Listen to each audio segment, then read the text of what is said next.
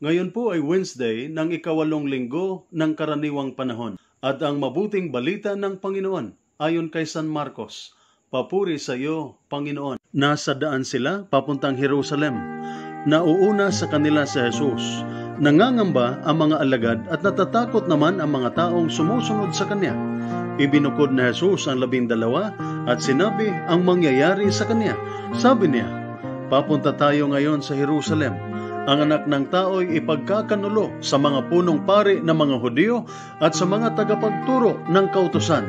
Siya ay hahatulan nila ng kamatayan at ibibigay sa mga hintil. Siya ay kanila ring tutuyain, duduraan, hahagupitin at papatayin. Ngunit pagkaraan ng 3 araw, muli siyang mabubuhay. Lumapit kay Jesus ang mga anak ni Zebedeo na sina Santiago at Juan. Sinabi nila, Guro, may hihilingin po sana kami sa inyo. Ano iyon? Tanong na Jesus. Sumagot sila, sana po ay makaupo kaming katabi ninyo sa inyong kaharian, isa sa kanan at isa sa kaliwa. Hindi ninyo nalalaman ang inyong hinihingi. Sabi ni Jesus sa kanila, matitiis ba ninyo ang hirap na titiisin ko? Makakaya ba ninyo ang bautismong ibabautismo sa akin? Opo, tugon nila.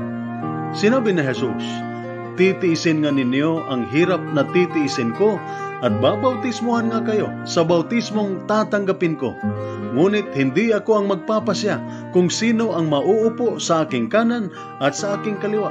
Ang mga karangalang iyan ay para sa mga pinaglaanan. Nang marinig ito ng 10 alagad, nagalit sila sa magkapatid. Kaya't pinalapit sila ni Jesus at sinabi, alam ninyo na ang mga itinuturing na pinuno ng mga hintil ay siyang naghahari-harian sa kanila at ang mga dinadakila ang siyang nasusunod. Ngunit hindi ganyan ang dapat umiral sa inyo. Sa halip, ang sino man sa inyo na ibig maging dakila ay dapat maging lingkod at ang sino mang ibig maging pinuno ay dapat maging alipin ng lahat.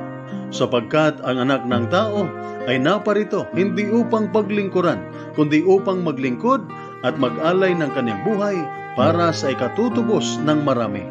Ang mabuting balita ng ating Panginoon. Pinupuri ka namin, Panginoong Hesukristo. Handa po ba tayo at kaya po ba nating pasanin ang krus ni Kristo? Sa mabuting balita, nag-umpisa si Jesus sa pagsasabi sa kanyang mga alagad kung ano ang mangyayari sa kanya, na sila ay papunta ng Jerusalem at sa Jerusalem siya ay ipagkanulo sa mga punong pari ng mga Hudyo at mga tagapagturo ng kautusan. Huhulihin, pahirapan, ipako sa krus, mamatay, at sa 3 araw, muling mabuhay. Kaagad namang lumapit ang magkapatid na Santiago at Juan at humiling sa kanya na paupuin sila sa kanyang tabi, isa sa kanan, isa sa kaliwa, sa kanyang kaharian. Ang kahilingan na magkapatid na Santiago at Juan ay nagpapaalala sa atin ng 2 bagay. Una, bakit sa kaluwalhatian lamang ni Jesus gustong umupo sa tabi ang magkapatid na Santiago at Juan? Bakit hindi nila sinabing gusto at handa din silang umupo sa tabi ni Jesus sa kanyang paghihirap, pagpapakasakit at kamatayan sa krus? Marami sa atin ay tulad sa magkapatid na Santiago at Juan. Kinikilala lamang natin ang ating Panginoon na siya ay ating kapiling, siya ay sumasa atin sa ating mga tagumpay at sa mga kasiyahan ng ating buhay. Ngunit kung nahaharap tayo ng mga pagsubok at problema sa buhay, pakiramdam natin ay iniwanan, tinalikuran tayo ng ating Panginoon.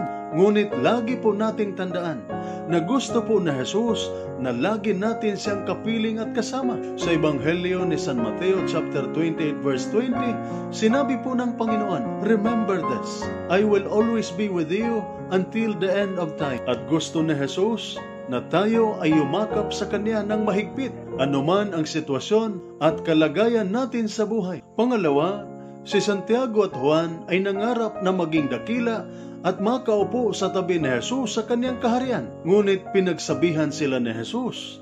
At bakit? Hindi po dahil masama ang kanilang pinapangarap, kundi dahil po sa kanilang pamamaraan upang makamit ang kanilang pangarap. Gusto ng magkapatid ang shortcut, ang madaling pamamaraan.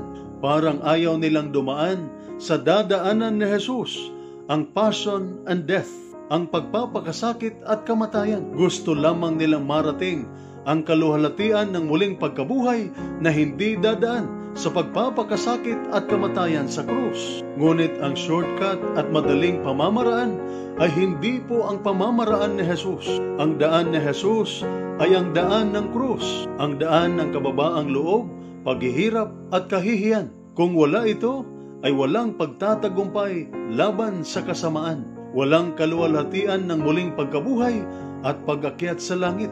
At totoo din ito para sa ating kanyang mga tagasunod. Kailangan din nating dumaan sa dinaanan ni Jesus bago natin makamit at maipagkaloob sa atin ang kaluwalhatian na si Jesus lamang ang makapagbibigay sa atin.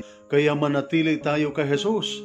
Kilalanin natin ang kanyang pananatili sa anumang sitwasyon o kalagayan ng ating buhay. At siguradong ating mapagtagumpayan ang anumang pagsubok at krus na dumarating sa ating buhay. Ito po ang salita ng Diyos, ang ating gabay. Let us pray. Lord God, Almighty Father, Creator of mankind and author of peace, those who take refuge in you will be glad and forever will shout for joy. Protect our soldiers as they discharge their duties. Protect them with the shield of your strength and keep them safe from all evil and harm. Grant them courage and hope.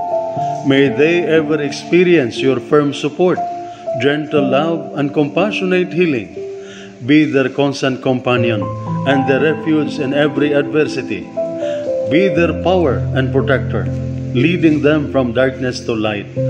May the power of your love enable them to return home in safety, that with all those who love and care for them, they may ever rejoice and praise you for your loving care. We ask this through Christ our Lord. Amen. Mary, Queen of Peace, pray for us. Saint Michael the Archangel, pray for us. Saint Ignatius of Loyola, pray for us. At sumainyo at sa inyong pamilya ang pagpapala ng makapangyarihang Diyos, Ama, Anak at Espiritu Santo. Amen.